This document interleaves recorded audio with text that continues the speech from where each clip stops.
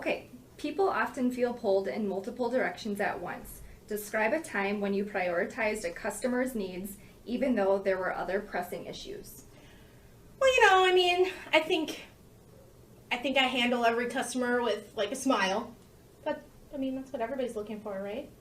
I had this one coworker, Kelly, never smiled. All the customers hated her. She was the worst. I would never work with her again. What are you guys writing? Is that bad? We're just writing notes about your response. Okay. So, do you guys like it here? You like Yes. working for Mayo? I don't know, I've heard you guys don't pay very well, so I'm just kind of doing this as a favor, but, you know.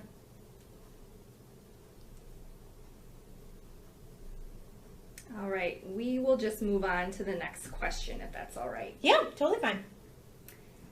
Okay, in some environments, it's important to follow procedures very closely. Describe something you've done that illustrates your commitment to doing this. Well, I kind of think I already touched on that in the customer service question, so do you guys maybe want to move on to the next one? Hi, welcome to Faiz Productions, where I bring my imagination to life. I'm currently looking for a new team member to help me with my production. So let's meet the candidate. Hi everyone, I see that you've got a really impressive resume. And what stood out to me most is that you've worked with Nike. How was working with Nike like? I didn't really work at Nike, but I've worked with my uncle who works for Nike. And I've helped him with Nike related stuff. Ah, I see. So what makes you stand out from the others? Because like you said, I've got an impressive resume, which means I've got a lot of reliable work experiences, which definitely makes my work a lot more credible. Hi F2, in your resume it says that you've graduated in psychology. What makes you interested in production? Yes. I personally feel that great ads are ads that are very memorable, that makes them iconic, such as ba-da-ba-ba-ba. Great insight. So what makes you stand out from the others? I think with my knowledge and your skill, together we can make we will be able to create iconic work together. Yeah. Hi F3, I see that you're a fresh graduate.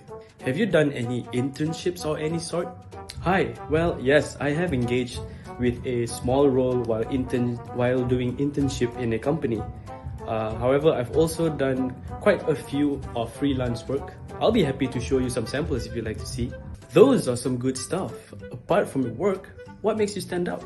Although my experiences may not be very vast, but I do have a passion towards production. I am looking forward to put my knowledge into work, as well as developing my skills along the way to improve my work. So, those are all the 3 candidates that I have to interview for today. So, based on your evaluation, which one of those 3 should I hire?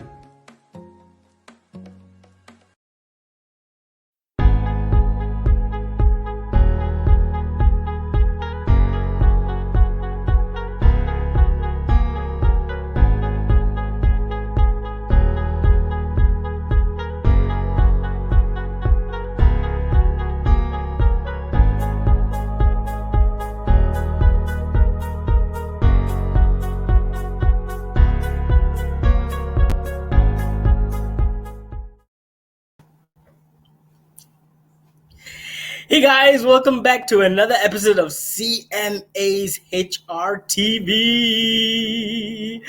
Hope you guys are doing great. Today is the 30th of June, which is 2 days after part 2 of MCO 3.0 was supposed to end, but of course it's been extended. So here we are again. Nevertheless, we hope you're all doing fine, and well, at the moment, let's not talk so much about the lockdown and let's think of happy thoughts.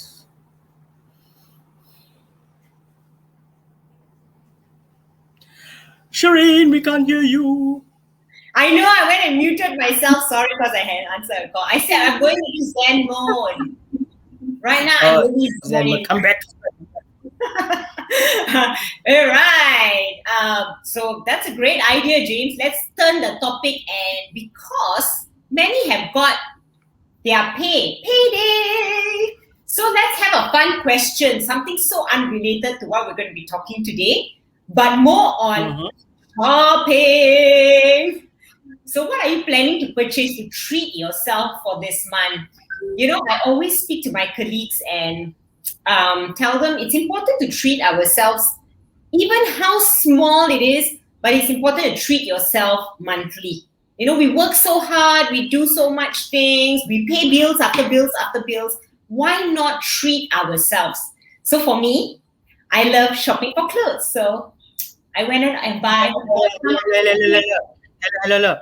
You did your hair, right? You're trying to show me your hair. I did my hair myself. But I'm showing you my new jacket. See, so cool. Oh, she's showing you her muscles, you see? Muscles. No, I've not been working out that to show you that part yet. Yeah. Okay, show off. Hello, everyone. James. I Cheryl. James, I hope I get to wear all these new clothes that I'm buying, right? That I'm buying soon. I hope all this is going to be over soon. So, how are you guys going to be treating yourselves this month? Share with us in the chat, in the comment below. I would love to hear what is that one thing. It doesn't need to be expensive. Like I say, it can be as small as your favorite food or anything. What are you going to treat yourself this month? James, what are you treating yourself this month? What is your happy purchase going to be? Okay, before I go into that, I have a song. She works hard for the money, so hard for it, honey. So we've been working hard for our money. So what am I going to treat myself? I think I bought brand new shoes. I'm going to buy some snacks for our guest today. No, I'm going to buy myself some pillows, some really, really comfortable pillows. Yeah, I need really comfortable pillows. Yeah. Oh, now you made me sleepy. Online. Shopee 7 is coming up. Not Yeah. cheap. Yeah. 7 days time, 8 days time. Yeah, man. So, yeah, go ahead, Shireen. You go ahead. Okay. Anyway, if you're new here, HR Intervention is actually an online talk show where we interview HR experts about everything related to HR and career development. We've covered some really important topics. Shireen, I can't believe we are in episode 9. You know, the episodes like unconscious bias at workplace, performance calibration, and last 2 weeks we did an episode on managing performance in the pandemic. All of our episodes are available on Shireen's YouTube channel as seen on the sticker below. So if you want to watch our previous episodes, head over there. Anyway, basically this show is for everyone who has a job, whether you are a freelancer, business owner, or in HR. This is a show for you. Do you like my background? I love it. It's so pretty. Got greenery. I know, right? You know, I was so blurred just now. I was like, why is there no one commenting? Where is everybody? Everyone's commenting on my phone, but nobody commenting on the app that I'm looking at. What's happening? Then I realized, I was in private chat and not comments. Sabrina says, love your new jacket, Shireen. And James says, hello, James. James here. Hi, James. James here. Hi, Teacher Ken. Hi, Clarice. Hi, May.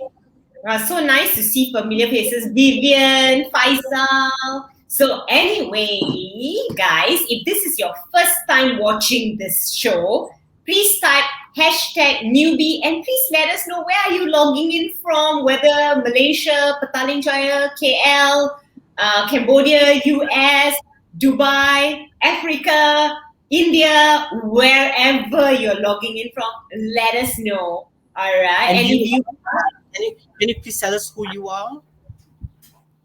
wait lah, Okay.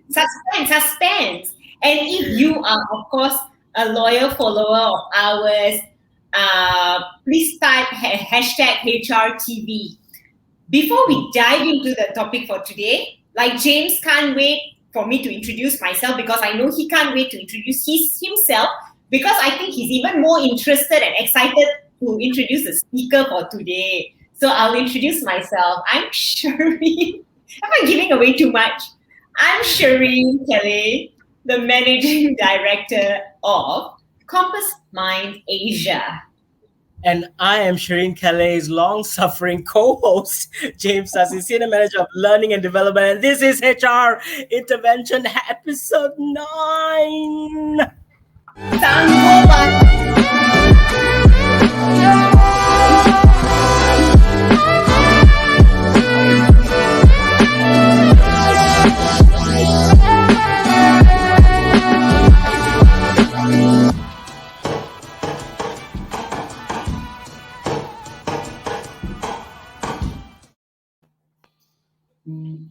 Yeah, sanggup you, James. So evil to me, isn't it? So anyway, we're almost coming to episode 10, James. I really can't believe you. What's in that cup? Coffee? Milo? Water. Pani hai. Boring. And you know, I really can't believe it. And seriously, we only got to this episode 10 only because of you guys here. You guys, our dear friends, our dear connection who has been supporting and watching our show right from episode 1. And we're so grateful for that. And we're also so thankful. Yay. We're also so thankful for all the guests that we've had on the show so far. They've really been amazing experts that have shared a lot of valuable insights. Even I have learned so much from them. It's so, I'm always so hungry to listen to the new speakers. And today also we have a real great speaker. So let's say hi, welcome some of our other friends also. Shirley is here again. Thanks for coming back, Shirley. Nice seeing you. Hi, Audrey. Farida, if you've just joined us, where are you from? Let us know. Where are you from? Hi, Audrey. So if you haven't answered our previous question, we are asking everyone, what are they planning to buy to treat themselves? Hashtag stay at home style. So share with us in the comment section. Also, as always, we'd love to know what you guys are having for lunch, because I'm sure that you have, that I can give you ideas to our homemakers that are struggling to think about what to cook. I'm just having Biscoff biscuits. I raided somebody's pantry. Yes, I know. That's why maybe as a gift to spend a little bit of money of yours this month, James, I think it's for you to buy something for that someone else that you ransack their pantry. Yeah. So guys, if you guys have any questions as we're going along the way, James, you're very distracting today, you know. Cikgu marah saya. Yeah, man, with all the funny faces and all, I'm trying to just keep a straight face, and with you, oh my god. So, Principal Singh. Hi, Susitra, Karan. Yeah, Susitra, where are you from? You both make a good team. Yeah, we're a bit of a screw loose team. It's all his fault, James' fault. I'm very normal. So if you guys have any questions or have any comments as we go along, just feel free to throw it into the chat box, because then we can answer it as we go along also. Anyway, you guys did see the James, you had something to say? See, I told you, you're distracting me today. Because we've got new guests, Ina Sazli. Hi, Shireen Sasi. With love from Sas in Kuching. Yeah. Oh, Kuching. Hi, all the way from Kuching. You know her. You see Chow Mei likes your biscuit, her favorite. So anyway, guys, like I said, if you guys saw the pre-show video today, we're going to discuss something related to interviews. We may have mentioned a few topics and guests before, but there's a slight change due to a health emergency for our last speaker, but she'll be back on again on another show. So today we have got oh, Jen, stop it. So today we are going to discuss another amazing topic with another amazing person, which is the topic will be behavioral-based interviewing skills. That's why I'm in such a good behavior mode lah. Hadoy, this is what you're gonna get. Misbehaving, not behaving mode. Okay, anyway, many of you HR and hiring managers and HODs will know what behavioral-based interview means, right? So, but nevertheless, when we interview a candidate, we ask them about themselves, their skills, and of course, etc., that you watched at the pre-show just now. So does behavioral-based mean we only observe their behavior during the interview, or does it go deeper? Yes, James, you can stop looking so far because we will have all the answer from our speaker.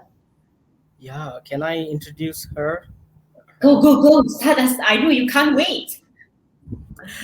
Okay, Shireen, I know you got me on the show because of the many people who know me.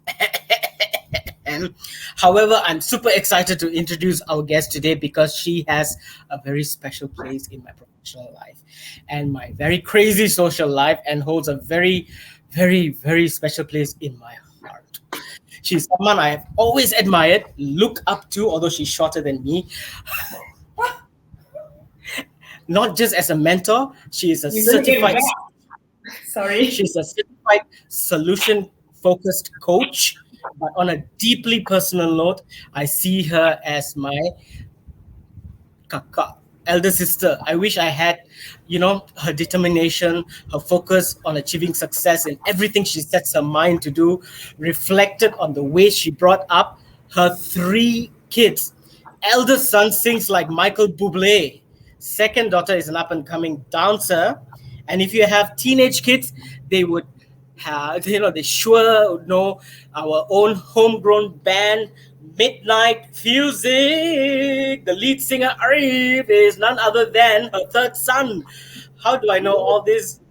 You may wonder, because she was my ex-boss lah. Talking about behavioral-based interviewing skills, she interviewed me, and for the first time in my professional life, this was one interview I will never ever forget, because it lasted almost half a day, and it involved a free lunch. The rest is an amazing 7 years of putting up with her cackles. She doesn't laugh, she cackles. I'm sure by now she's crying because she's sitting right next to me. She's going to whack you.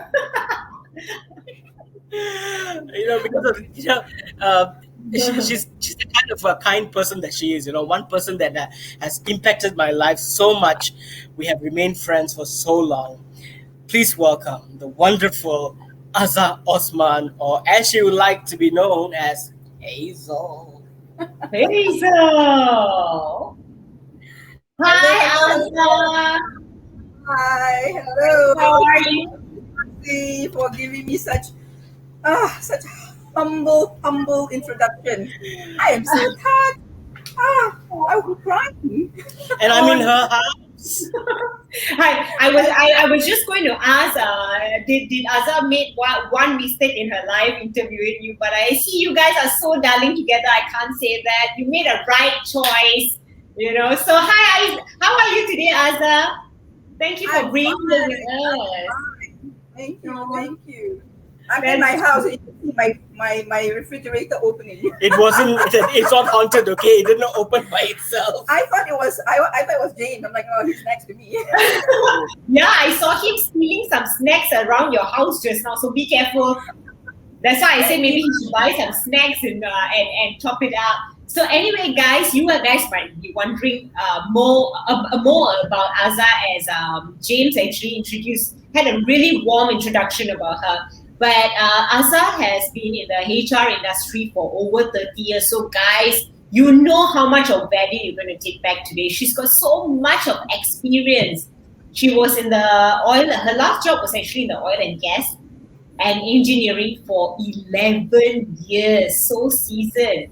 Azhar previously was Azhar previously was the head of human resources and global learning and development. Azhar, you did tell us you took you actually traveled around the world for training before, right? You were training people in the area of human development, management, and leadership. So how was it being able to travel, attend meetings, and train people from different countries, different background, different cultures, different everything? Tell us more. Tell us more about your experience, about your life. Tell us more about yourself. We want to know. Okay. All right. Basically, right, I've got a master's in international business. When my first job was in an insurance company, and they wanted me to do corporate planning. Wow, Azhar and numbers. Well, not that I'm that bad, but I think I'm more inclined towards people. So then my boss offered me a job as a training coordinator, and I thought, wow, okay, let's just try this. I'm a very shy person. I was. So then he groomed me to become a trainer. It wasn't easy. It was challenging because I'm not able to face people the way James can. All right. But over the years, I was able to overcome that fear of handling people. I love handling people, and because I have this ability to just read into people, so human resource is something that would just be good for my career. That's how I landed my job in HR, in training, and yes, and the global training was amazing. I was in UK, US, I was in Houston. This is an oil and gas men. I was in Scotland, and you're training these guys who are 6 feet tall, and and they're not professionals. So one of this guy in Houston asked me, "What is not so young? What is this small Malaysian girl doing in Houston? Houston, we have problems. To teach us." And I said, "Well, I have what you don't have. That's why I'm here, right?" So the world was amazing. We were in Mumbai, Turkmenistan. We Aberdeen, traveled together. we traveled together. Yeah, and it's really, that's one of the best experience I've had. But of course, let me tell you, traveling is not all that fun because it's airport to hotel, hotel back to airport. So it gets a bit tiring after a while. Tell her the truth, Azhar. Traveling is not fun when you are traveling with Azhar and her loads of shopping. Yeah. I'm a shopaholic. I'm a shopaholic. I thought she said airport to hotel, hotel to airport. Where did the shopping come about? That's where the editing comes in. Airport, in between there. I can also shop at the airport. Oh, I love you.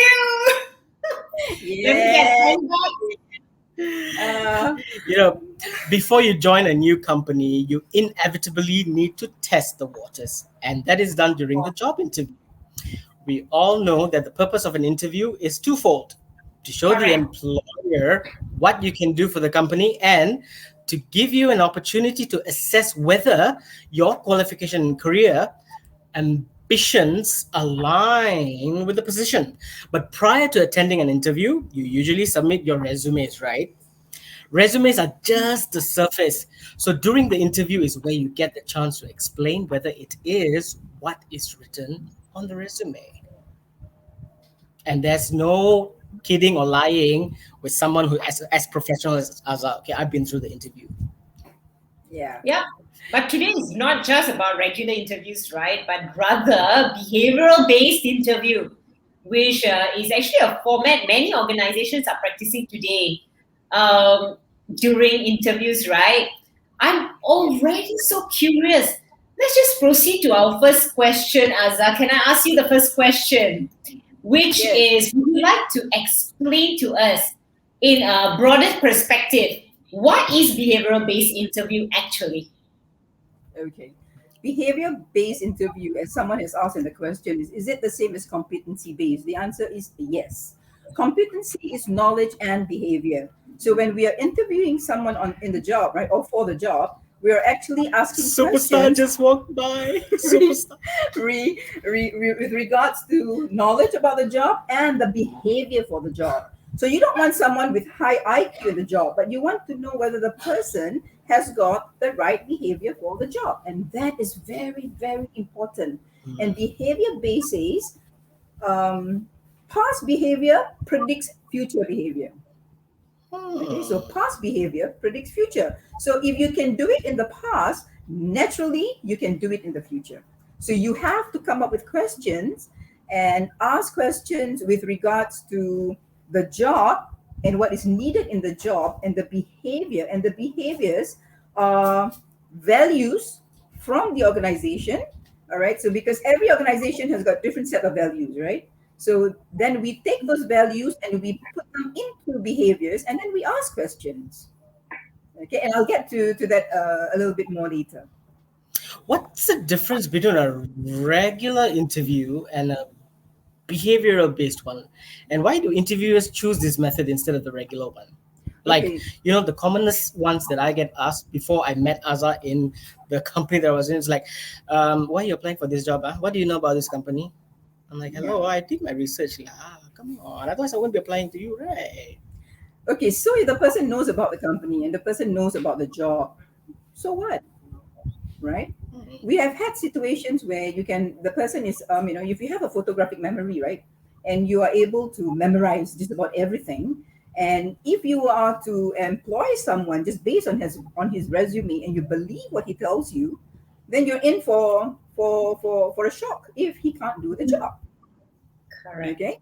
A lot of times managers find themselves in that predicament because, hey, but I thought you said you can do this.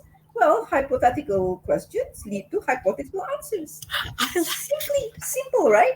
So if I ask you a question, are you a good team player? And the answer is naturally yes, of course. Because my last job, I did this. I was a team player. I was with 5 other people, and we did this and we did that. Now, is that good enough? But a lot of normal interviews stops just there. And in normal interviews, right, there's the hello effect. Because I like you, therefore I want you. Because you go to the same school as I do, you are good. Because you play golf, you're macho. Because you like shopping.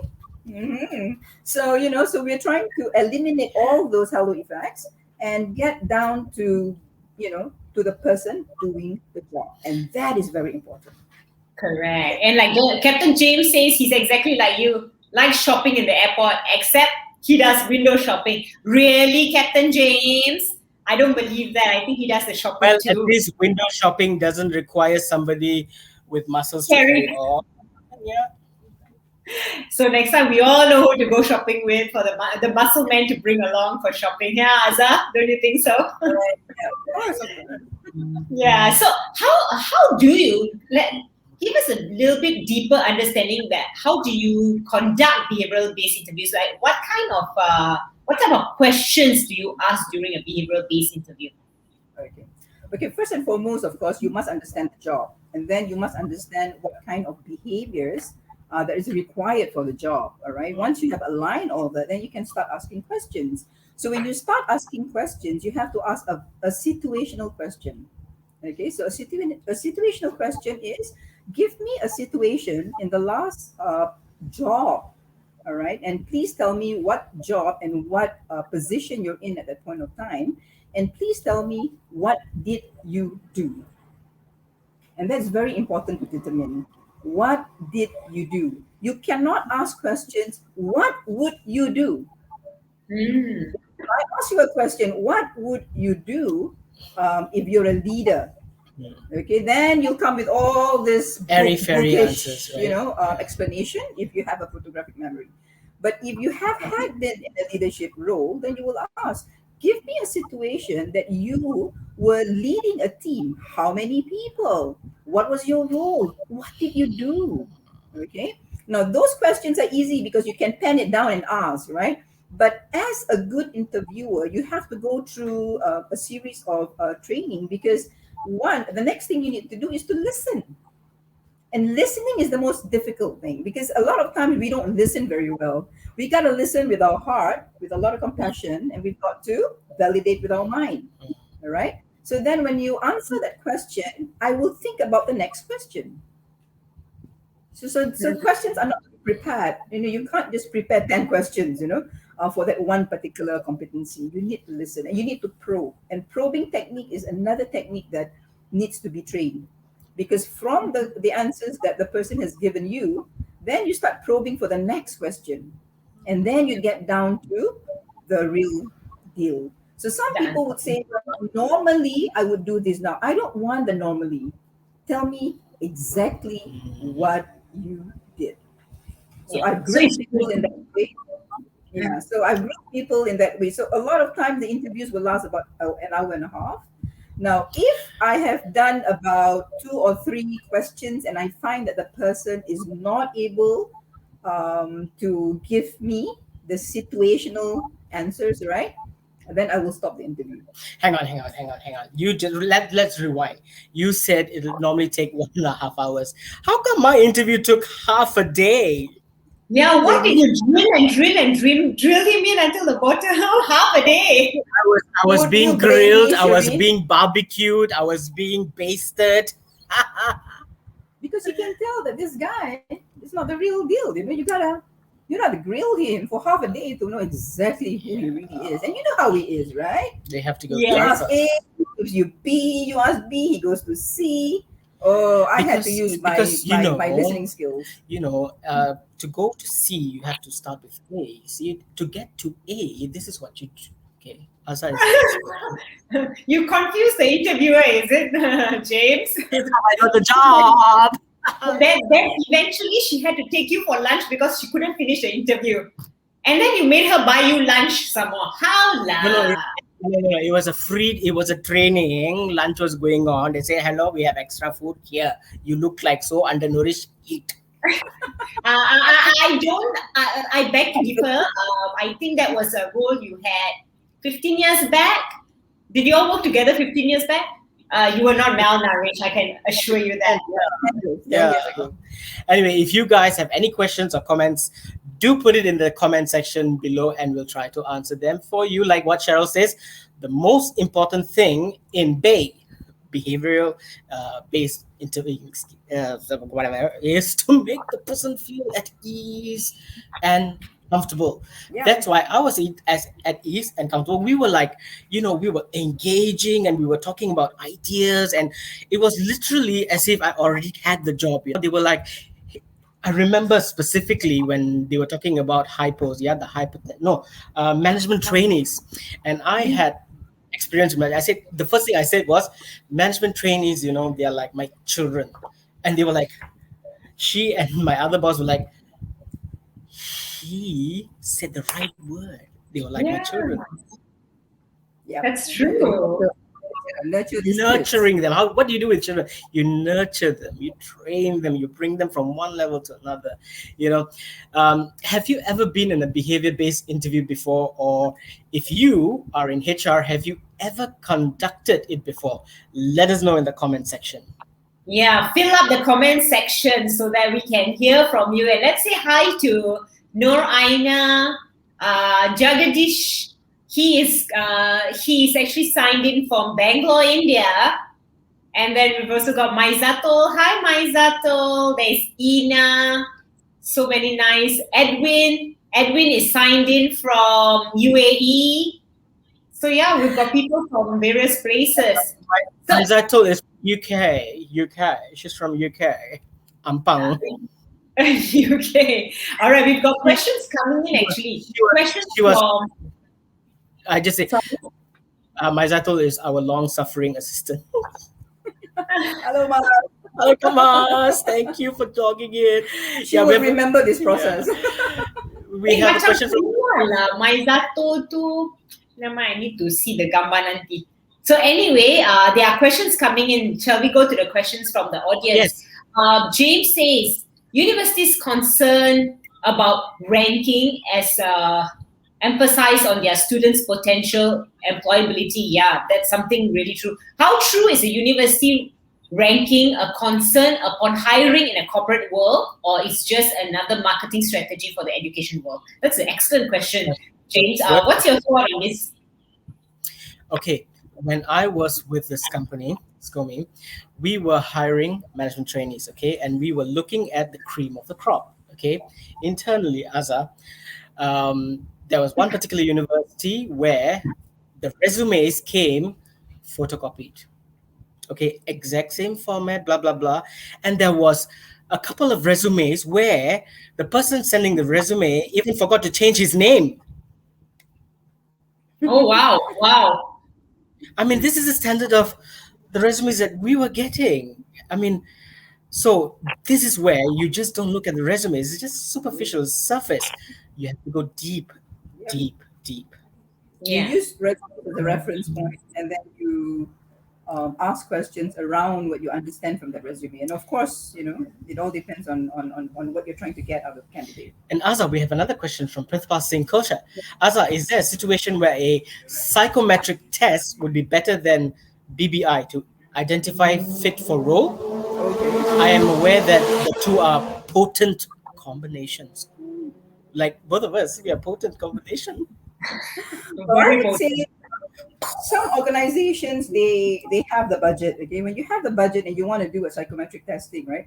Well, that's good, because then from those answers that you get from your psychometric test, you can use those what do you call it, Results. results, okay, and ask questions regards to the competencies or regards to the job, all right? You can use both. Okay, some companies, it all depends on the HR person. Okay, they think that a psychometric test is one for all.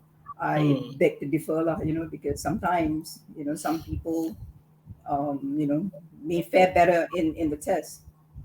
I don't know. Because they're psychos? I'm a bit skeptical, but I would use those tests and really ask questions after that. But how do you assess behavioral interview? I mean, behavior. There's so many things about behaviors that people see. Some people put a facade and go, oh, this is who I am. But then deep inside, but I like this, this is who I am. This is what you see. Okay. But is there a template to assess behavioral-based interview scores? Yeah, I mean, the template looking, okay, like I said, right? An organization that has corporate values, okay? You take those corporate values and you put them into competencies. You have to define those as competencies, right? So some companies have got a set of competencies. That's fine. Some companies don't. So you will have to go into an organization and ask them, okay, what are the values that you want for your candidate? What kind of values that you have? And you take those values and then you convert them into behaviors. It's not about looking at the person's behavior, but we are looking at the person's competencies, meaning his knowledge and his ability to do the job. Now, a lot of times, right, at the end of the interview, people thank me after an hour and a half because they know whether they can do the job. So it's not because you are not good as a person. No, it's got nothing to do with that. It's a win-win situation. It just assesses you whether you fit in the organization.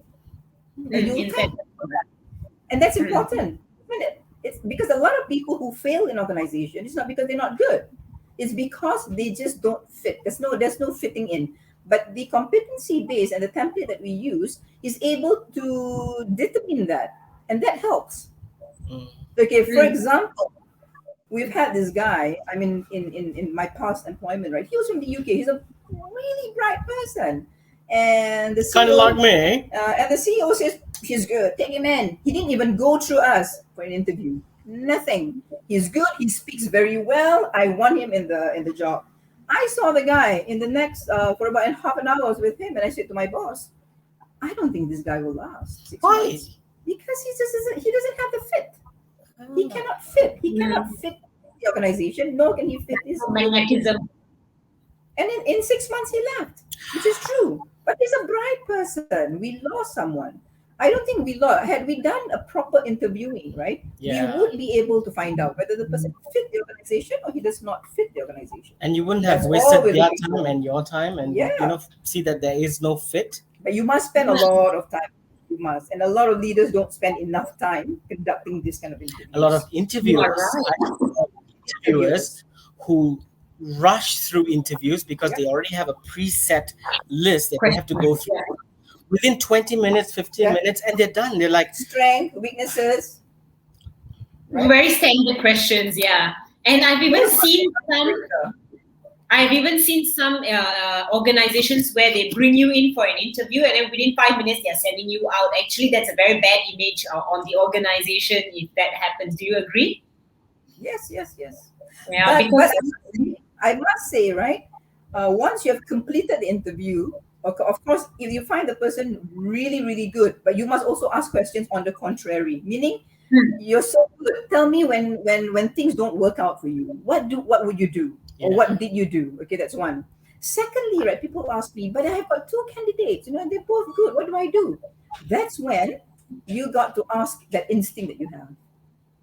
Because all of us have got this chemistry, we have these vibes, right, with people. So you must know, like, I know I've got the vibes with James. yep, Okay. So that's true. I know that for a fact. I know that for a fact. And I said, okay, I'm going to give him a chance with this because so if you have two good candidates, you have to ask yourself, okay, who between the two that I've got better vibes for? Because it does work as well. Because when you are surrounded with people around you, right, they are giving you those vibes and that chemistry as well.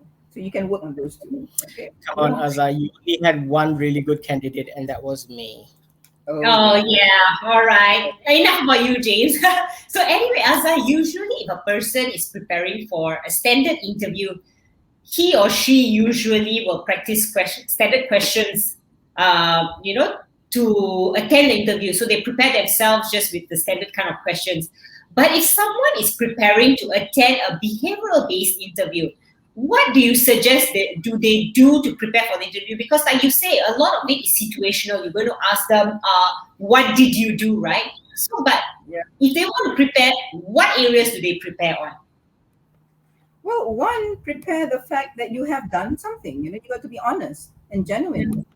It's difficult to prepare for this kind of interview, because it's all about what you've done. Because I'm going to go back to what you've done. There's nothing that you can prepare. If you've not done it right, there's no way you can tell me what you've done.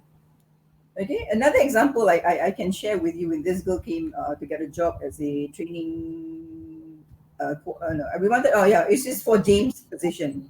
So she came in and she said that she's done so many things, that she's done questions with managers and everything. So when I went down to and grill her, and all I got was she was only a training administrator, and she had learned from what her manager had done. So when I asked her situational questions about what did you do when you met with the managers, how did you do, what kind of questions do you ask during the training needs analysis, she couldn't answer me. So what is there to prepare? There's nothing to prepare except be genuine, know exactly what you did in your last job, and you're going in for an interview for a job you can do. That would solve everything. So you in other words, can we say that a behavioral-based interview is also called a lie detector?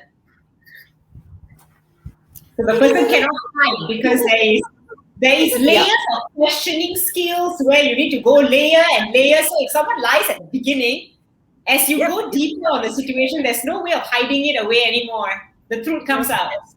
Yep.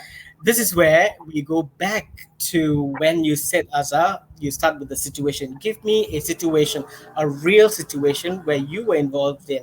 And this is following the STAR methodology, right? Yes. Situation, the task, the action, the results. What was the situation? What was the task involved? What was the action that taken? And what was the real results? Yeah. And you know what, Sherry?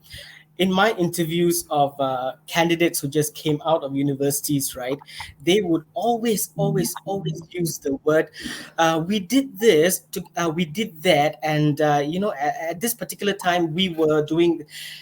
There was actually one time when I actually stopped this candidate and I looked and I was like, And he was like, I don't see anybody else in this room. It's just you and me. Are you talking to somebody else that's not here? And he was really like, what do you mean, sir? I said, I asked you a question, but you referred to we. So I was just, it's like, I was wondering if there's anybody else in That's it. a good one. I'm being sarcastic because I want to know what you did. Yeah. What was the result you got? And what were you involved in?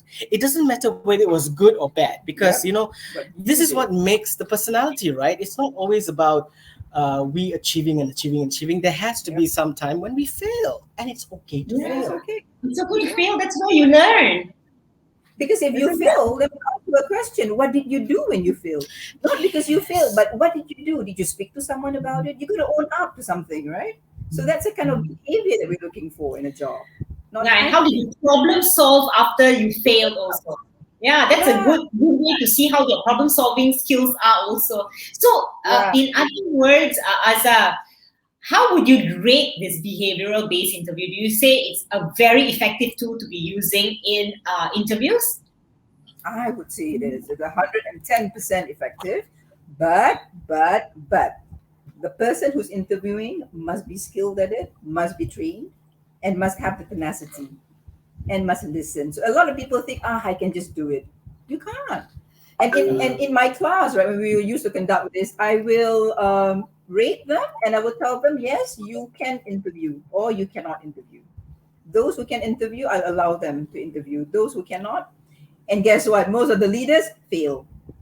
Most leaders will fail. Yeah, we asked our audience, have you conducted an interview? It's okay if you failed in conducting interviews. Tell us, share with us your experience as to what was some of the very pertinent questions that you thought I should be asking this candidate. Okay, if there was, let's go on coaching. If there was one question that you were so itching to ask a candidate, no matter what candidate, what would it be? Drop it in the comment. Yeah, what would you put it in the comment. We want to hear from you. It'd be so nice. And hi, Monica. Hi, David. Monica is actually from Europe. So, yeah, we've got people from everywhere today. So, and Siva Ruben, David, where are you David, from? David's from Malaysia. Whoa. Yeah, David's new on our show too. This is, I think, his first time here, and I think it's first time for Monica too. So anyway, but David habla español. He says, "Hola guys, hola David." Hola, David. Oh, yes, he's so cute saying that. So, what are some of the do's and the don'ts for attending a behavioral-based interview, Azza? What are some of the do's and the don'ts? Both for the interviewer and the interviewee. Both for the interviewer and the interviewee. Yeah. Okay, for the interviewer, prepare. You have to prepare. You must ask questions that you would know to get you to the job. Okay, so I tell people, right, understand the job and outline the behavior for the job, okay, because the competencies and the behavior for the job aligns to the corporate values. Okay, they must understand that. They need to prepare. So what we've done in the past is we have standard questions that they can ask. And like I said, I can prepare standard questions for you. You can ask those questions, okay? But it's your probing technique and the way you listen and the way you ask the next question is very important. So prepare, and yes, get trained. You must get trained to do this. You think it's easy, but it's not. It's not as easy as you think it is. Yeah. And for the interviewee, like I said, if you have done the job, and if you are so unlucky to get someone who understands how to conduct this technique of interviewing, right? Well, be prepared to tell the truth. Yeah. Because if you're not telling, I will know.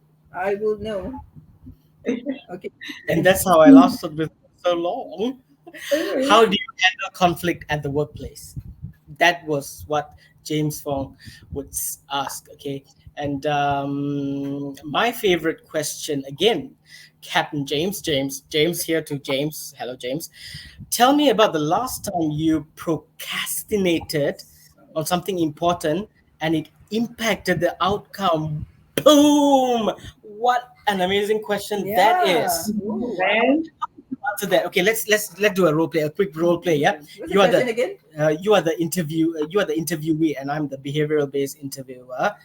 Okay, tell me about the last time you procrastinated something important and it impacted the outcome. Something important. Huh? Hmm. I would I would say in my last job, I was supposed to prepare a board meeting. I was supposed to prepare something for the board meeting, and I think I waited to the last minute. Oh my god! Don't we all? We Yeah, all do that. I had 3 weeks, and I waited to the last week. And then can you imagine when I was You trying? went shopping, didn't you? And at the last minute, well, you know what I found out? I don't have any information. I didn't have any information. See what shopping does to you?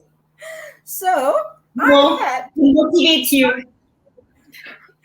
so I just had to gather all this information and stay late at work. And all I that's had where to you do. make mistakes. Of course. When you do the last minute work. Yep. I panicked. You see, literally put our guest on the spot and the star just walks by. On a hot chair, and the star just walked past. Yeah, James said just now. James just said, yeah, the hot star walked by. This is my little bro, the main singer, the lead singer of Midnight Fusic. Yo. Show off him, spotlight. He's run away, Haya. I haven't showered, so I can't He was wee little boy when I first met him. He's like kacang panjang. I was like, where are you going, Arif? And that's because you're short. Mother. That's a cool mom. Back to the interviews. We've asked you the why, the how, and the what's of behavioral interview. Now, can you explain to us what the interviewer should do after? This is after conducting a behavioral-based interview. Oh, okay. Because while you are interviewing, you're supposed to be writing the star, right? The situation, the task, the action, and the result. You have to write all those.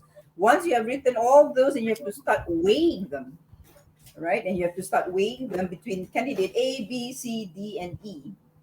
And that's how, because it has to be very objective. Here we are not using any subjective.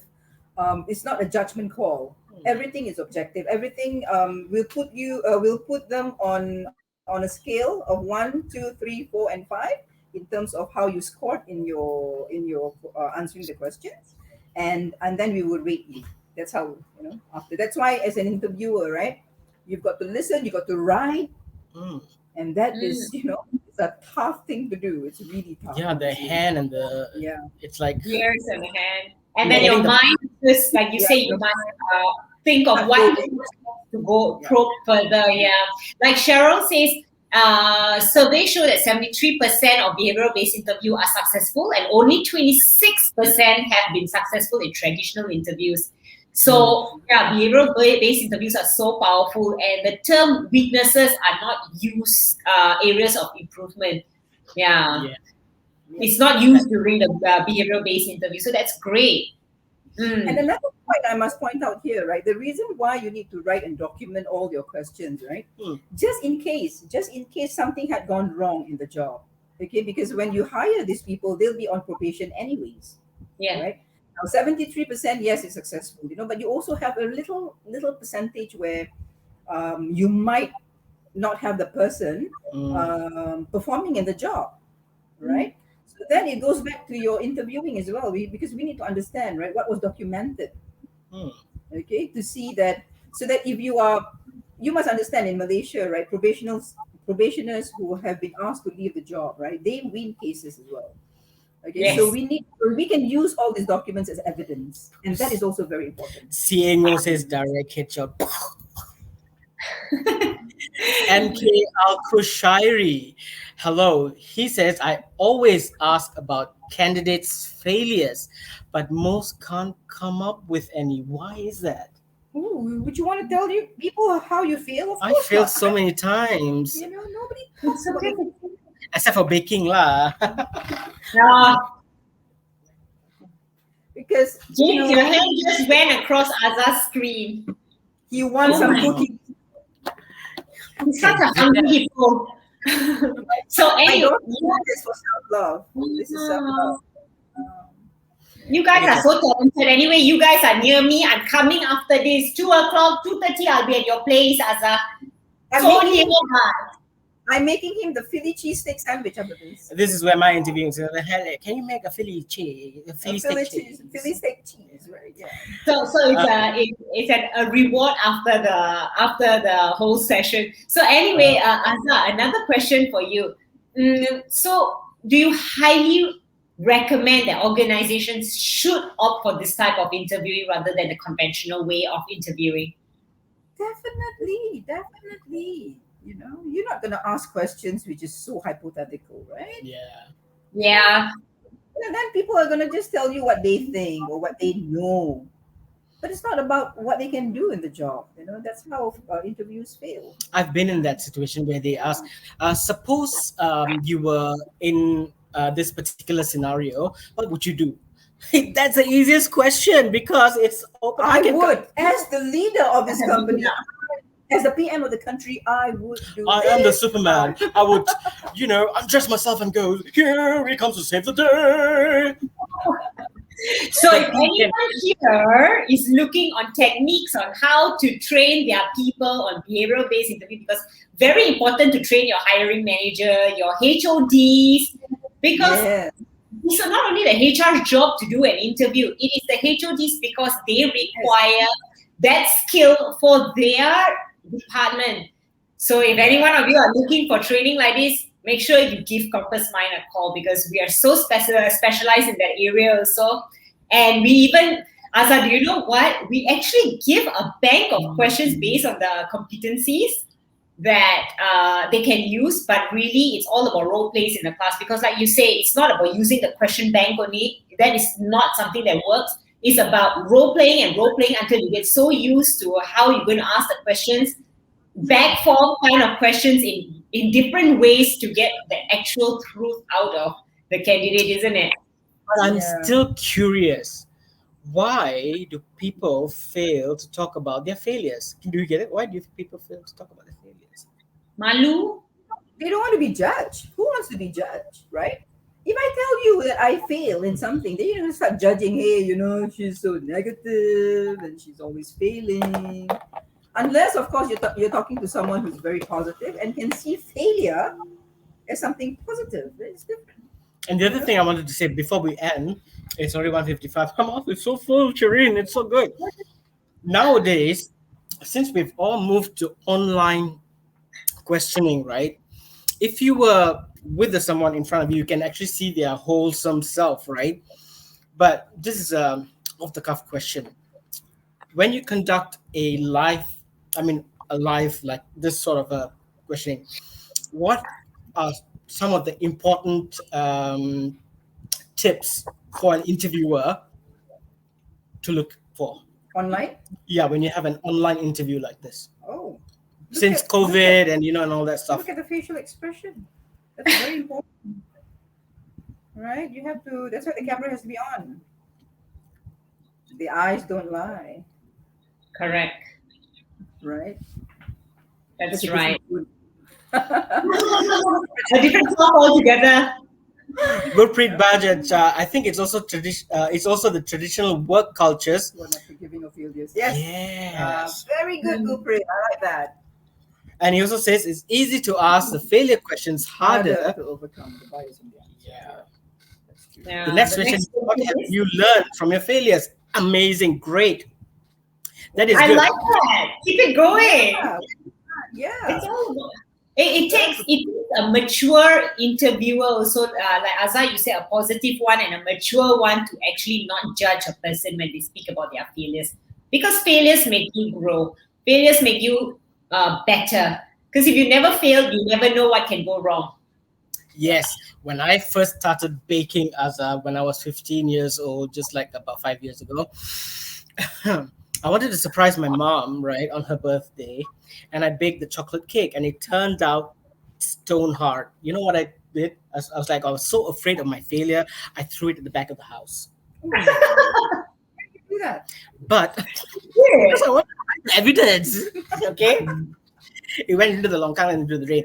But I never gave up. I knew I failed, but I knew there were people who could teach me the techniques of baking. And look where I am now. I'm giving you my poker face because I'm still waiting for you to teach me And this. you're a hopeless case, okay? Hello.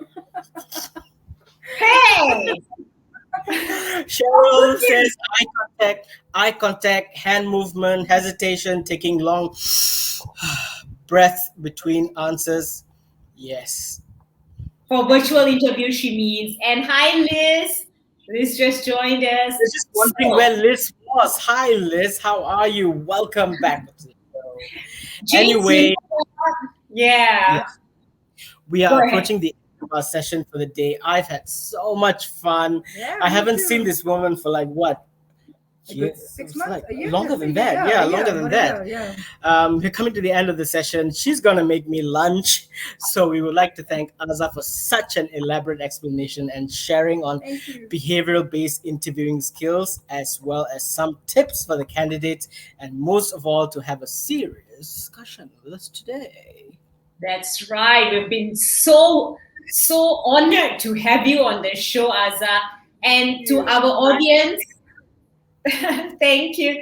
And to our audience, I strongly urge you to go ahead and take your vaccination, find the way to get it. I got mine last week, trust me. Hey, For someone did I tell you about my vaccination? I didn't have any effect at all. It was such a I was ready with Panadol, coconut water. There was nothing. That's because you're old. such a waste of time, isn't it? So Like 50 pounds. Oh, you see? We're together. Hi, Marissa. hi, Marissa. Yeah, hi, Arina. So, guys, honestly, for someone who hates injections, that's me. It was not painful at all. It's just one small needle. I guess I didn't feel it anyway, but I did have a deal of side effect, unlike James, so unfair. But yeah, we are all great now, on top of the world. We feel all charged up to be here with you guys today.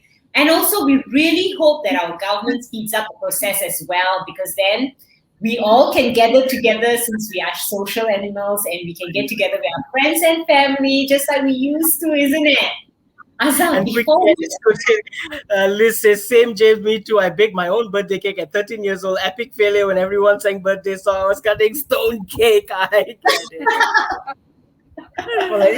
well, Liz, I know you're so good at baking now. See what failure does? It makes you better and better and better. Yes, of course.